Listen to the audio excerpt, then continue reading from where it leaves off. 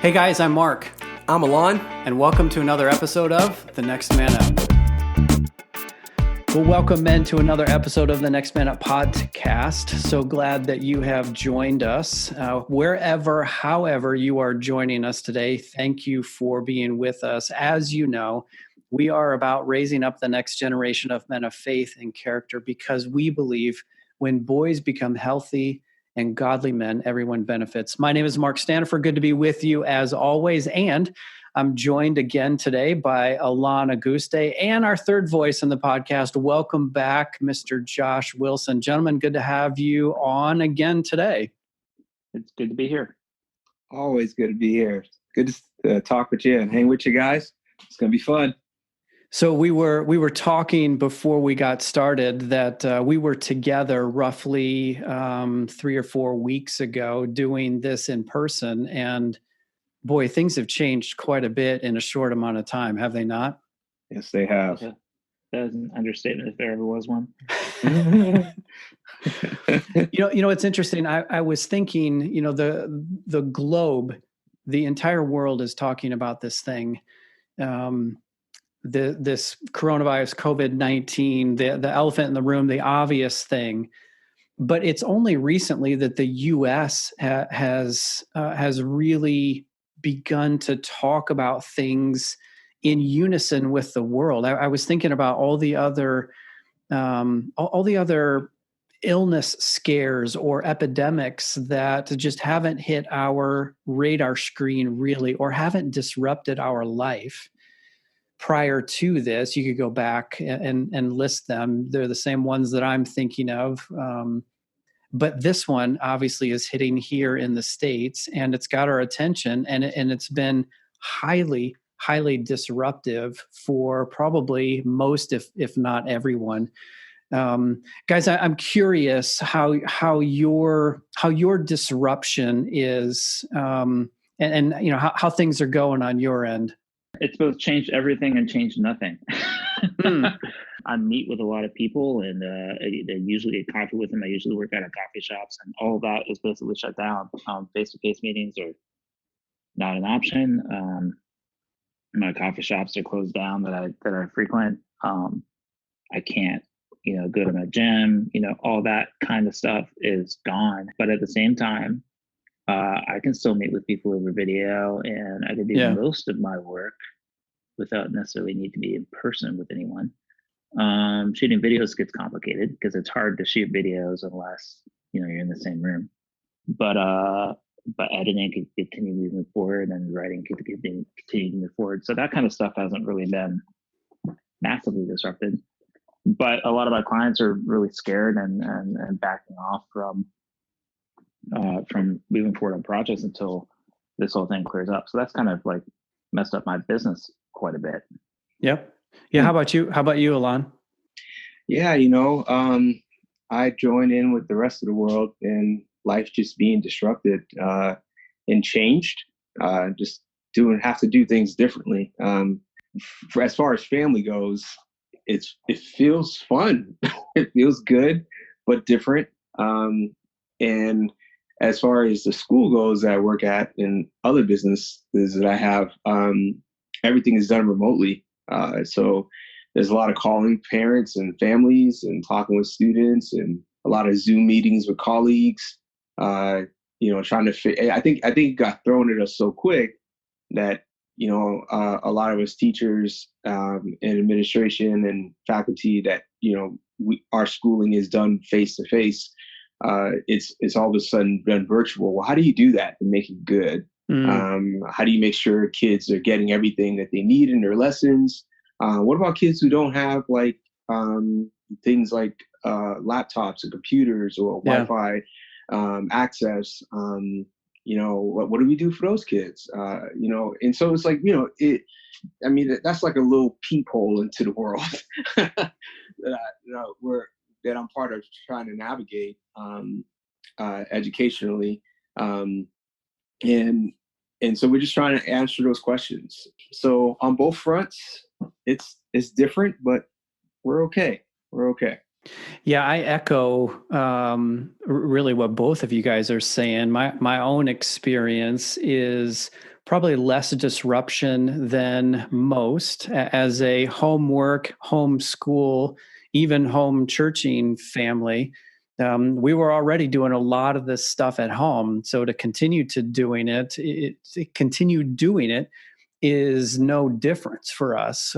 Really, where the impact is other than the bare essentials that we have to leave the house to get, we just don't go anywhere. All the other advantages that we would take, or all the other opportunities that we would have to leave the house, or things that we could take advantage of, they're all shut down, as you guys were describing. So I would say we're making it, and we're making it fairly well, but it has been disruptive. And there's different things that we're doing different, and there's things that we have to learn to do different, just like everybody else. And so, like you said, Alen, we're just kind of figuring it out as we go, trying to not just make the best of it. And we'll get into this in a bit, but thinking of it from the perspective of what's the opportunity here? What are the potential advantages? What are the positives through this, rather than just seeing the negatives or giving into fear? As someone who has a long relationship with fear, I know how easy it can be to go down that path. And I know what it's like to go down that path. And if ever there was opportunity and good reason to go down that path, you might think this is it. But there is a better path to walk, and that's the path that me and the family are trying to find as we navigate through this season. There's an old adage that I say this a little reluctantly, might be the wrong word, but let no crisis go unharnessed, or go to waste. That could be a really cynical phrase, but it could also be a really helpful phrase if you're trying to use a moment of disruption to improve or bring health in a place that would otherwise be left alone. I don't know if that makes any sense. Yeah, I often hear that in reference to politics, but I hadn't thought about it in this context, although it fits directly into what we're talking about here, and the direction that I think we'd like to go with this episode. So, we're recording this a couple of weeks before it will actually air. By the time this airs, we'll be probably like close to 4 weeks into the quarantine period in Ohio.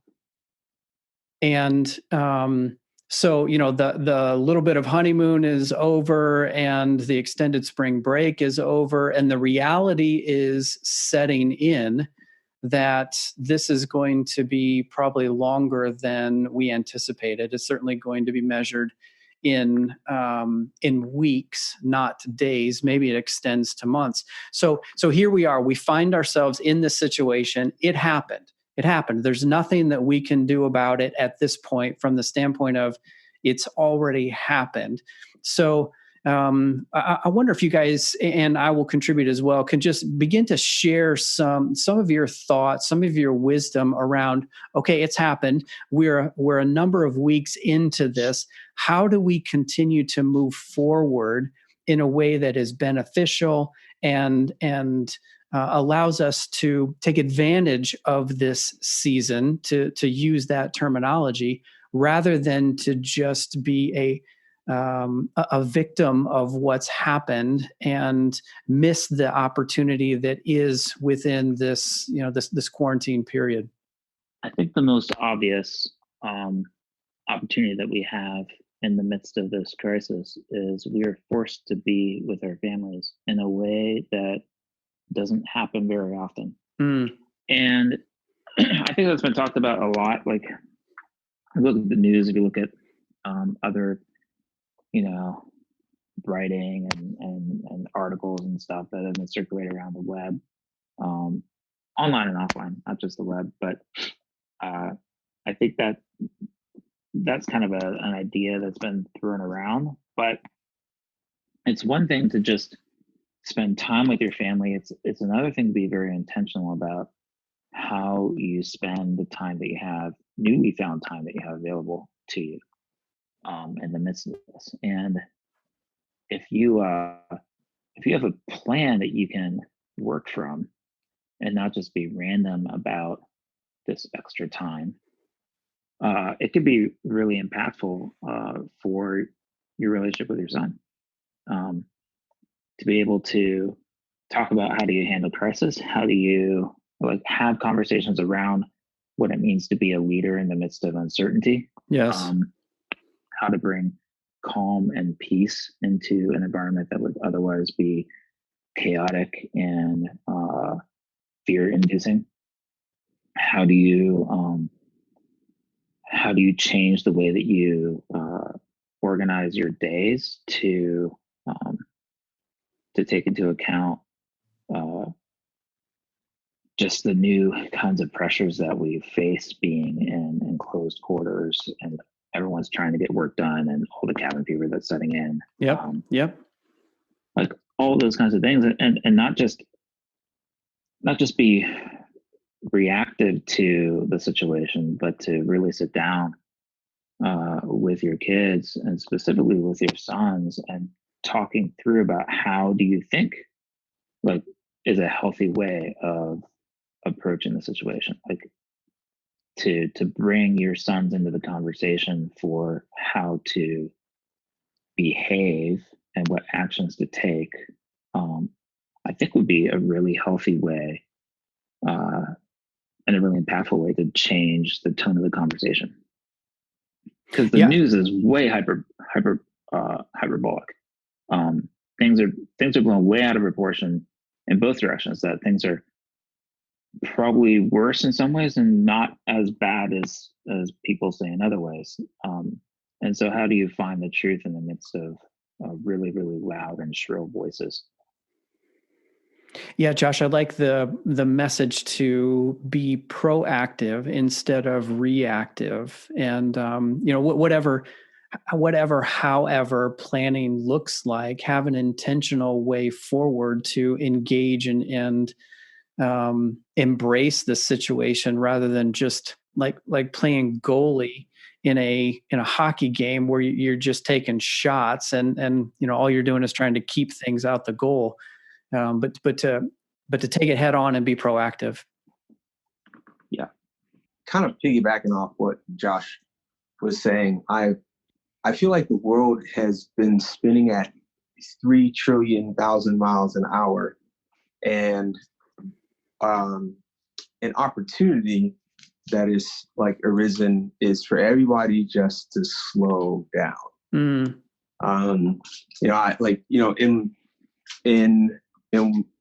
In some articles that I've been reading, that's been a common theme that's been coming up. And, I am a huge Batman fan. Dark Knight is okay. How does Batman connect here? Connect those dots for me. Keep going. Let's begin. Yeah. So Batman, one of Batman's like greatest assets is not, well, he doesn't have any superhuman ability, but he is in peak human performance level. Like his ability is way up there. I think he was able to bench like 600 pounds, at least in the comic books. Easily. Yeah, easily. And that's pretty good.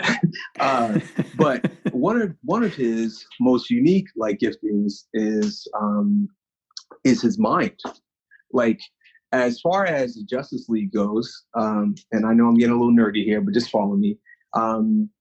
He's actually one of the top 3 smartest people in the Justice League, and that includes Superman and such. And so his mind is just incredible. And one of the things that Batman really presses a lot is he likes to figure out an opportunity in every dire situation. So he finds the way out, so to speak, in so puzzles and things like that are like that's his go-to thing. Like he loves solving them. And so in reading those, I've always liked that. I've always liked that he's always come up with like, okay, what is an opportunity that can be spurred out of this like situation. And like, I think that out of this situation, I think slowing down is a good opportunity. Like, I think it's an opportunity for us to chill, to breathe, to be aware of ourselves, what's going on inside of us, in our minds, in our families, what's going on in our relationships, to see what's going on outside of us, in our neighborhoods. And I know that, there's this distancing, like social distancing going on, but that doesn't mean we still can't be aware of each other. That's right. And such. And so what is that, like, the question that I pose for myself is, what does that mean for me? Like, what does it mean for me to slow down? Like, and to be aware of myself and of others around me. And like this last couple of weeks that we've, actually just a month or so, that we've been having that opportunity to slow down, I'm finding out things about myself.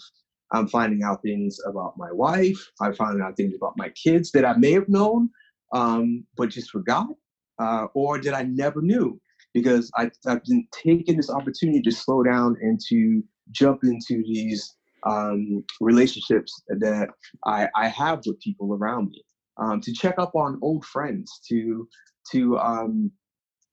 pick up things that I totally forgot that I like doing, to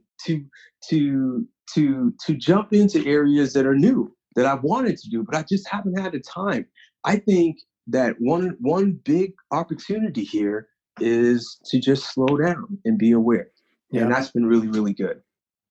The word that I was thinking about earlier was just simpler or simplify. Yes. When you take all of the various things that we were doing before and you just cold turkey almost eliminate them, it is, I like your language about opportunity. The way I was thinking about it for me is it's just an opportunity to live a simpler life. Yeah. So I think what you were talking about, Alen, is a good segue to one of the things that I've been thinking about, which really is this: the emotions that we're feeling through this period of time are real. And for me, they've run the gamut from confusion to fear to optimism to uncertainty to feeling isolated and lonely, because I don't, even the introvert in me is wanting some interaction beyond just the home. So my feelings, my emotions have run the gamut. So it's important I think, to acknowledge that, to not ignore them, to not try to pretend they don't exist, or that we don't feel some fear, or that we aren't a little bit anxious about the situation, whether that's our employment status or the financial position that we have, or just the health that we're trying to maintain. Whatever it is, we are feeling emotions here, and we can't ignore them, or they'll have a way to bite us in the rear end down the road. But we don't have to dwell there either. I think that's the hope. That's the good news. We can feel it. We can acknowledge it, but we don't have to dwell there. If you have not heard, listeners, the episode we did with Craig Fullen on Joyful Mindset, boy, what a timely episode. And I would encourage you to go back and listen to what Craig talks about in that one, about how we can cultivate joy even in the midst of difficulty or struggle. But the other thing that I would say here, and this gets back to opportunity, Alen, like you were saying, connecting with others. It's not just my feelings that I've become more aware of. I need to be more aware of the emotions that my wife is experiencing, the emotions that my boys are experiencing, or my daughters, to the extent that I have a daughter. Maybe you listeners do as well. Your kids are experiencing things too. So how are you engaging them on the emotional level, giving them an opportunity to talk through what they're feeling, the uncertainty, the separation that they're experiencing? It's one thing to get a handle on our own emotions. It's another thing to create space for our kids to process what they're feeling, because boy, their lives have been disrupted too. And depending on how old your child is, he or she may not have the capacity or the understanding to really know why, or to grasp what's going on here. And so they're looking to you, Dad, to give them cues, or to help them to process, to give them space to process what they're feeling. So I would just encourage you to not forget about the emotional needs of those in your home and that you're connected with as well. Well, that's I think that's really good advice, Mark. And the question I would have to follow up on that is, what specific questions would you ask your family?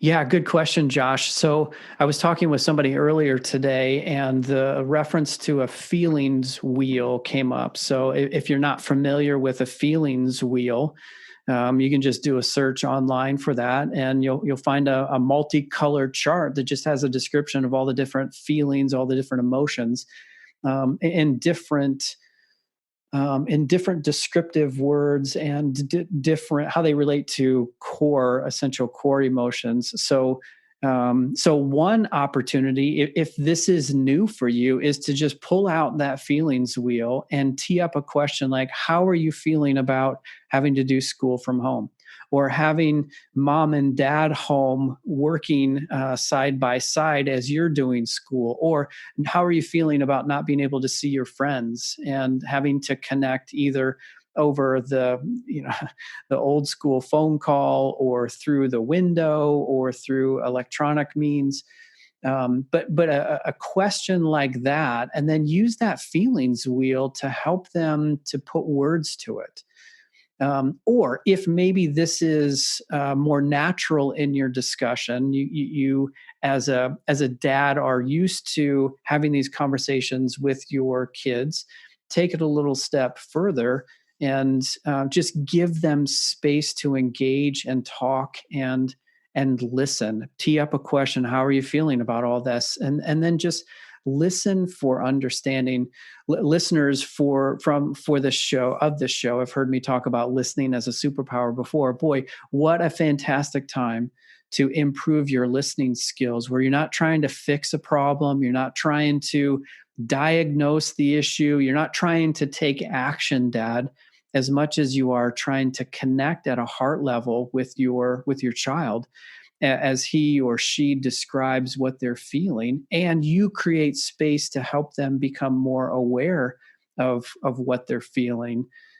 Because again, the emotions are real for you and for them, and it may also be a fantastic opportunity for you to lead as well here, to demonstrate and model your own ability to express your feeling. Well, you Johnny, are feeling frustrated that you can't go play with your friends. Well, guess what? Dad's feeling pretty frustrated too, because I can't get out to the coffee shop and meet with people, or I can't deliver the same kind of service or product or help to those that I usually meet with. And so it's got me frustrated as well. What would it look like, Dad, for you to model that for your child, I guess, is another way to answer that question. I love everything that you guys are saying, because first of all, that the feelings wheel has been my best friend for the last, I'd say, 5 years. I have a copy on my phone. I have it on my iPad, tablet. I have a copy on the walls of my office. Like it's for me personally, it's been amazing. It's been helpful. And I've also found it as a helpful tool to help students put words to how they're feeling. Because honestly, man, we are not really taught like how to name our feelings. Yeah. And so we can, people can struggle with trying to name it. So you're like, how are you feeling? Oh, I'm fine. And that becomes the essential name for every feeling. Right. but Right. digging deep into it is a tough one, because we really don't know. There's hundreds of names of different feelings, and such, and we're not really taught how to like really dive into that. But along with naming it, naming how you feel, another exercise you could probably do with your family is to not only name it, but to sit around and just like even like talk through one feeling, and try to come up with, allow your family to come up with different ways that they address that feeling. So what do you do? What do you do normally when you're happy? Like, like what do you feel in your body? Like what goes through your mind? What are some actions that you take? What do you feel when what do you do when you're angry? Like, what goes through your mind? What do you feel in your body? What are some actions that you take? And being able to talk through that, I think helps us become aware of our normal tendencies that we've built up, of how we do life when we're feeling this feeling. And that's important. That's really important, because from that step, you can start talking through, like, man, when you are fearful, it just seems, son, daughter, wife, me personally, like, we shut down. Yeah. Or we become frantic. And so like how like to understand that is the feeling that you're feeling when these things are arising. Or, some people, when they feel fearful, they feel tingly, like in their body, tingling in their body, or there's like a sense of a rush that comes up. And so to understand that this is what's happening and this is what you're feeling, then you can start talking through, like, okay, what are some things that we could do to back down from that?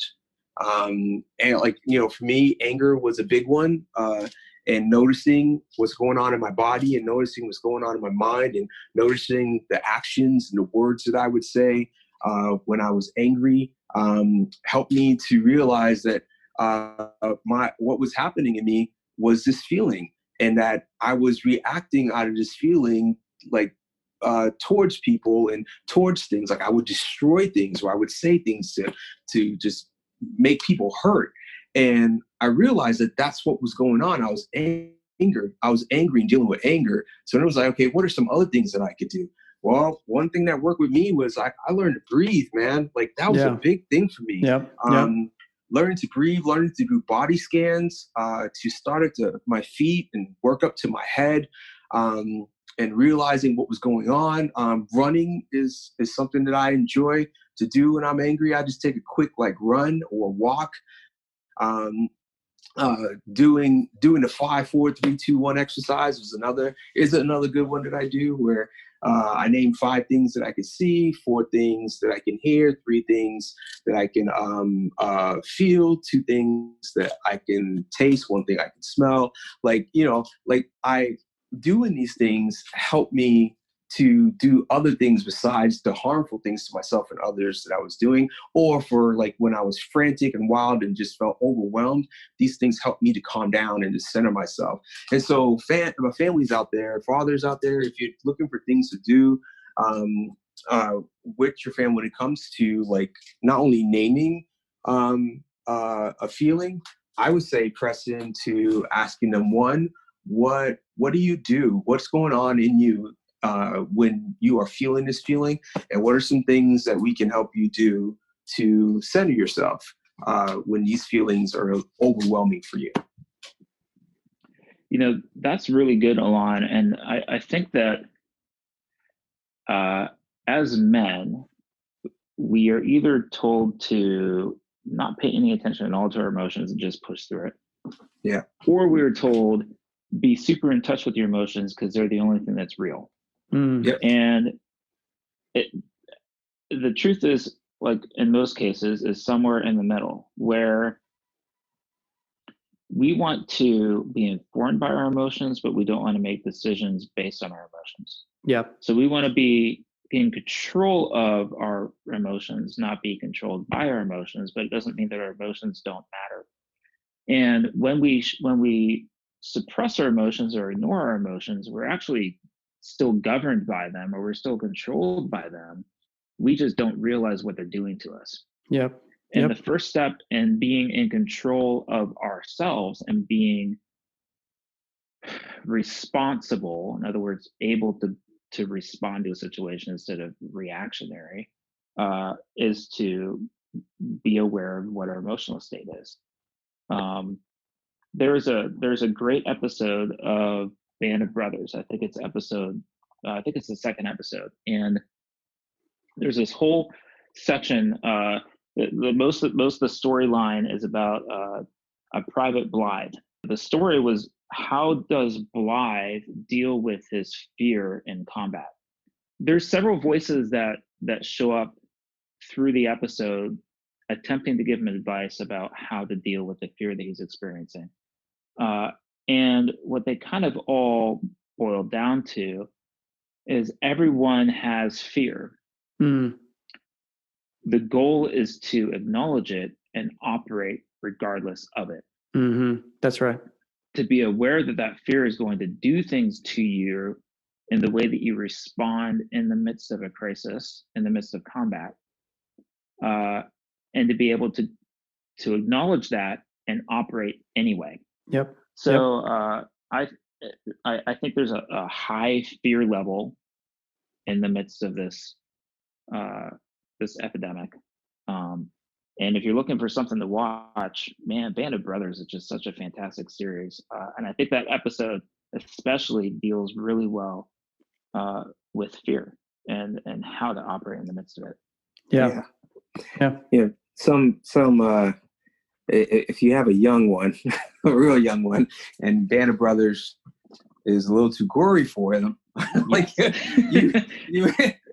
good one, a good movie about feelings that I think that, I mean, you have to weigh out your opinions and whatnot, but like Inside Out, movie is a great movie about feelings that I would say would be a good one to watch. And just even if you're like, you know what, I'm not sure about this whole feeling thing. I would watch it and maybe ask yourself questions like, what am I feeling right now when I'm watching this, and why? Like, why am I feeling this emotion? Like I think in my 20s, man, I discovered crying. Like, I really wasn't a crier until I hit my 20s. And I would watch movies, man, and I'd just start crying. And I noticed that I was crying at certain parts. So whenever someone was doing everything that they could and they just could not succeed, I would start crying. Interesting. And so I dug into that, and like, what's happening right now? I'm crying. Why am I crying? Because I'm feeling this. Oh, why am I feeling this right now? And I noticed it through different movies, and such. And so like, I had to like, by asking myself those questions, I was giving myself opportunities to deal with things that was going on inside of me and such. And so if you start feeling like, or like you feel disgusted when you watch the movie, in other words, you're just like, this is stupid. Like, this movie makes no sense. Why are you having that reaction? Yeah. Ask yourself why. It? Yeah. And then ask why are you feeling that way? Yeah. And maybe it'll lead to something. And it's a good thing to do with your family, I think, too, is to, as they're watching, like, what were you feeling through the movie? Like, what did you feel at this part or this part? And, be human. Ask about parts that you were being triggered, a feeling was being triggered in you with as well. Because you never know. It might spark something in them as well, and such. So those are good thoughts, guys. And I want to just toss in another one, a little bit outside of the emotional realm, but potentially an antidote against just staying in this sense of fear and anxiety. what about finding ways to serve or to be generous through this period of time? I continue to hear stories, read stories, talk to people about creative ways that people are helping people. And, we've been focused to so far in this episode about self and family, but what about neighbor? What about community? What about people that you can reach out and touch through electronic means? What ways can you as a man and as a family serve or be generous in this period of time? Back to what you were saying earlier, Alen, we have time. Everything that we were doing outside of the home, with the exception of those that are still working outside of the home, has been taken away and shut down, put on pause. And so we have this time. What if there's opportunity to fill it with serving and generosity, not just consumption and spending time with ourselves or with those in the house? What if we could reach out and bless others, of course, in a healthy and an appropriate way, given the restrictions, but there's still opportunity there as well. Some simple ones that I've run across is I'll just throw three out. One is like using just virtual means to reach out to people, especially other family members. Like, not every family is perfect. And so we can see that maybe you haven't talked to an aunt in, a long time, or a brother or sister, or mom or dad in a long time. A quick like family gathering together, like gather your family together and make a FaceTime call or an audio call, a video call, an audio call to somebody to say, hey, we're just thinking about you. How you doing? Seeing everybody and hearing everybody's voice, or vice versa. I don't know. I've read stories that it warms people's hearts, and that's one way that some families have decided to serve, is just to do that for a couple or family or friends that they have. Another one I thought was pretty interesting. This one, there was some like logistics that you got to work out and whatever. Instead of ding dong ditch, it's ding dong high. And so people were actually, like, this one family with latex gloves. Actually, they were ringing people's doorbells and then running like away from the door, stopping at like 6 feet and just waving when people like open the door. And it was just for like, I heard a lot. I heard this family that got a lot of reaction, especially from those who are much older, the older generation, who live alone and don't have anyone who are visiting them, just to get a high. It wasn't a hug. It wasn't like, let's sit down and have a meal, but just another human being, like, acknowledging that they're alive and such, in that way, that was really cool for them. And such. And so those are two things that stuck out in my mind. I was like, that's a simple thing. And in safe ways that you can serve somebody in this time.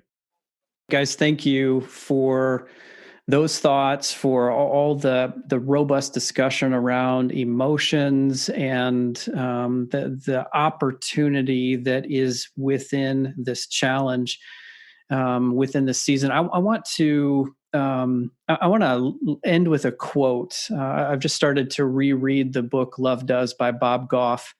And I want to finish with this. So guys, as you're listening, you're processing, you're thinking about what we've been talking about, what's going on in your world, how much you've been disrupted or how little you've been disrupted, what the opportunities are here, challenging yourself to lead yourself well as to lead your family through this challenge.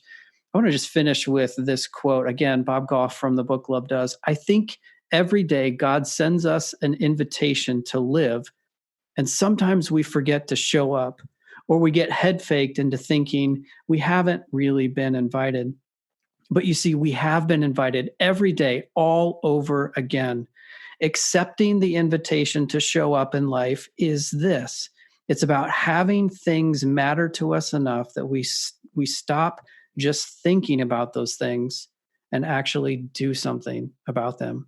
So as you dads, men, have been thinking about these things that we've been talking about and what you're going through, the challenge is, what are you going to do? How are you going to put something in motion, in place, in your life, in your family's life, in your community's life, to make a difference, to do something to make a difference? That's our challenge. We'll leave you with that. Thanks for journeying with us. If you got any feedback, some stories, maybe some good thoughts about what you are experiencing or how you guys are processing through this, you can find us on our Facebook page, NMU Journey, or you can get us at our email, feedback@thenextmanup.com. Either way, we'd love to hear from you. Thank you for listening in. We wish you well through this season. And until next time, as always, adios. Adios.